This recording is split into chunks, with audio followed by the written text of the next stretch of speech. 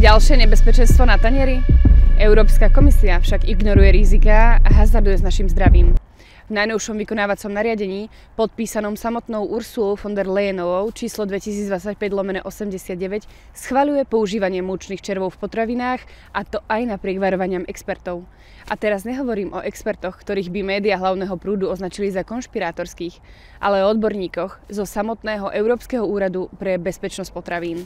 Tí totižto Európsku komisiu jasne upozornili, že konzumácia tejto novej potraviny môže viesť aj k senzibilizácii voči bielkovinám, ktoré obsahujú larvy, čo znamená, že konzumácia takéhoto prášku môže spôsobiť alergické reakcie. Úrad preto odporúčil ďalší výskum alergénnosti lariev. Európska komisia sa však i napriek týmto varovaniam rozhodla umožniť výrobcovi dodávať prášok z lariev na trh v Európskej únii, kde bude pridávaný do chleba a rožkov, koláčov, bude používaný vo výrobkoch na báze cestovín, v spracovaných zemiakových výrobkoch, syre a vo výrobkoch zo syra, ako aj v ovocných a zeleninových kompótoch určených pre bežnú populáciu. Na názor sme sa odpýtali odborníka Juliusa Forsthofera. Je to všetko iba o konkurencii, znižovaní nákladov, ak vôbec, a o zisku. Avšak táto sféra, výroba i obchod, je príliš mocná na to, aby vôbec nejakú kritiku prijala, či dokonca vyhovela názorom občanov, ktoré prirodzene považuje za nekvalifikované. Tendencia suplovať drahšie komponenty potravín lacnejšími je tu od nepamäti. Veď na rovnakom princípe funguje aj peňazokazectvo, ak sa do minci pridáva menej cenného kovu a nahradzuje sa lacnejším.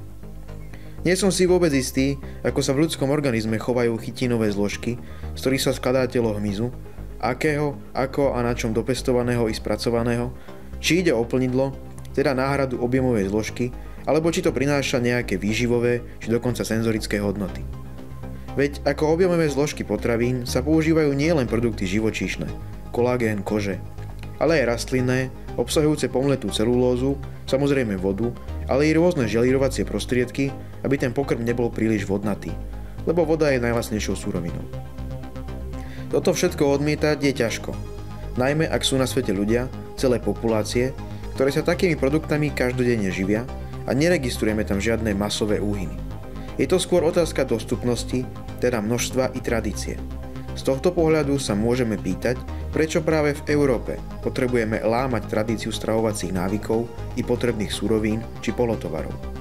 Je aj taká možnosť, že je to módna vlna, tak ako striktné vegánstvo, pretože človek je od narodenia všežravec. A teda, ak má jeho organizmus správne fungovať, tak potrebuje tú širokú pestrosť aj v príjmaní potravy. Julius Forsthofer. Dnes si ani len nikto netrúfne odhadnúť, aké bude mať súčasné stravovanie, plné chemických náhrad potravín a rôznych experimentov, vplyv na zdravie z dlhodobého hľadiska populácie. Avšak Európska únia opäť raz ukázala, že o peniaze ide až v prvom rade a že je pre ňu zisk korporácií dôležitejší ako zdravie jej obyvateľov. Skutočne chcete toto na tanieri?